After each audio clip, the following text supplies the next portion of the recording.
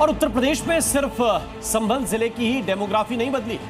अब नेपाल बॉर्डर पर 3 जिले बलरामपुर, श्रावस्ती और बहराइच में भी जनसंख्या असंतुलन का खुलासा हुआ है। डेमोग्राफी में बदलाव से जुड़ी रिपोर्ट में बताया गया है कि 3 जिलों में जबरदस्त धार्मिक अतिक्रमण हुआ है। यहां तो अवैध मदरसों और मजारों पर पहले से ही बुलडोजर एक्शन चल रहा है। अब लगता है कि योगी फोर्स डेमोग्राफी बदलाव की साजिश करने वालों का भी हिसाब करेगी।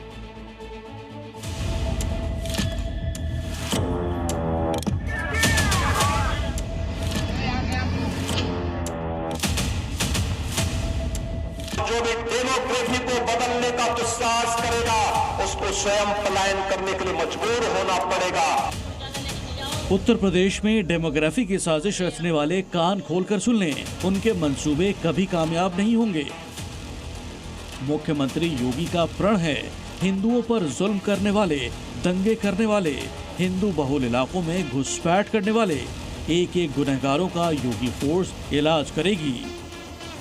आजादी के बाद संभल में दंगों और तुष्टीकरण की सियासत से हिंदुओं का क्या हाल हुआ, इसकी रिपोर्ट का खुलासा तो योगी ने कर ही दिया है।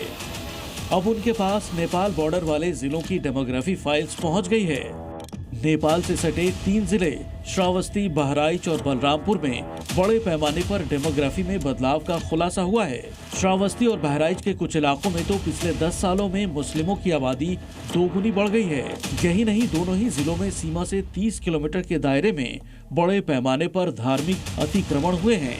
जो रिपोर्ट स्थानीय प्रशासन ने लखनऊ भेजी, उसमें साफ साफ बताया गया है कि स्थानीय लोग पलायन कर रहे हैं, जबकि बाहरी लोग एक्टिव हो रहे हैं।